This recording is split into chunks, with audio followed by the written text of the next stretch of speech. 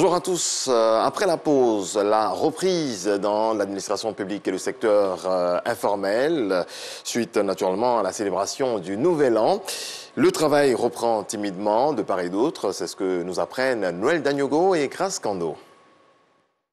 Commune du Plateau, tout dès 10e étage. Ici, c'est le ministère de l'Environnement et du Développement durable. Le premier responsable de ce département y fait son entrée. Pour ce 3e jour de la nouvelle année, l'heure est à la reprise. Le ministre Jean-Luc Assy, en séance de travail, avec ses proches collaborateurs et une visite également aux agents.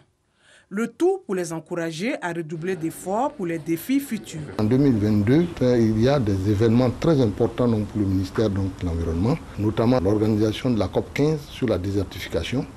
Et donc, les agents ont besoin de redoubler d'efforts. Ils ont besoin de travailler vraiment avec professionnalisme. Et c'est ce que je suis venu leur dire. Nous allons aller à 100 à l'heure. Au ministère de l'Environnement et du Développement durable, les défis sont connus.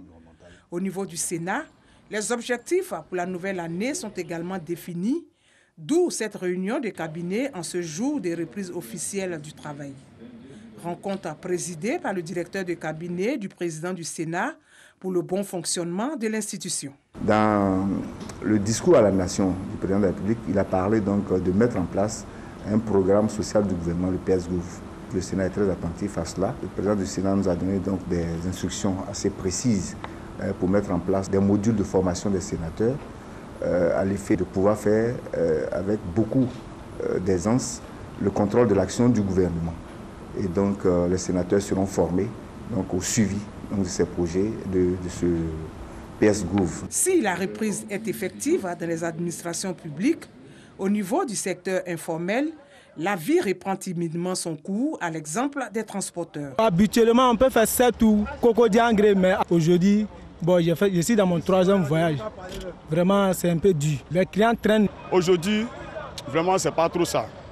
Ouais, depuis le matin, c'est pas comme d'habitude. Actuellement, on peut faire 2 heures, 1 heure, c'est pas encore chargé. D'habitude, 1 heure même là, c'est trop, c'est déjà chargé.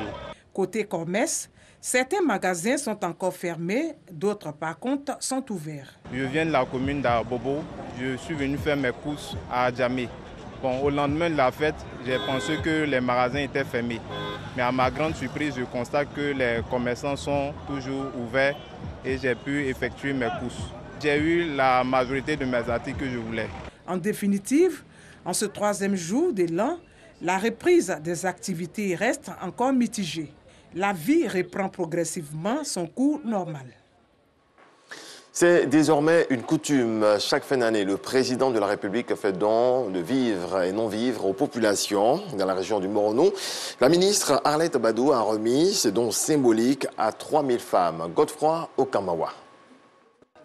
Dans le cadre des festivités de fin d'année, la ministre de la Culture et de l'Industrie des Arts et du Spectacle, Arlette Kwame Badou Nguessan, apporte un soutien à 3000 femmes du Moronou, comprenant les départements de Mbato, Bongouanou et Ara. C'est la première fois que je vois ça. Donc ça me va droit au cœur. Que Dieu la bénisse. Que la Côte d'Ivoire reste dans la paix. Que Dieu bénisse le président Alassane. Je dis merci au président de la République d'avoir pensé à nous, ces sœurs, femmes dynamiques du Moronou, pour que l'année prochaine, ça dépasse ça. Selon la ministre, cette action sociale du président de la République Alassane Ouattara vise à permettre à ces femmes de passer de meilleurs moments de fin d'année. Je voudrais me réjouir de la mobilisation et surtout de trouver avec Madame le Préfet l'environnement paisible qu'il y a dans le Moronou. Je voudrais profiter de l'occasion pour souhaiter une année de paix, une année de bonheur, une année de santé à toute la population du Moronou.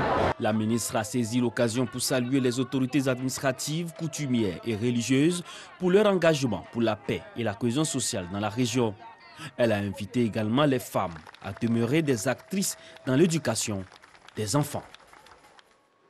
Dans le reste de l'actualité, ce lundi, en Guinée, Moriba Alain Koné a pris fonction comme ministre de la Justice et des Droits de l'Homme. Cette passation de service intervient 3 jours après un dysfonctionnement au sommet révélé au grand jour. Fatoumata Yarissouma, l'ancienne garde des Sceaux, a été limogée par la junte ce week-end en cause un désaccord avec des responsables de la présidence sur le fonctionnement de son département. Nous serons de retour à 7h30. C'est la fin de ce... à 7h, voilà, c'est la fin de ce point de l'actualité. Merci de nous avoir suivis.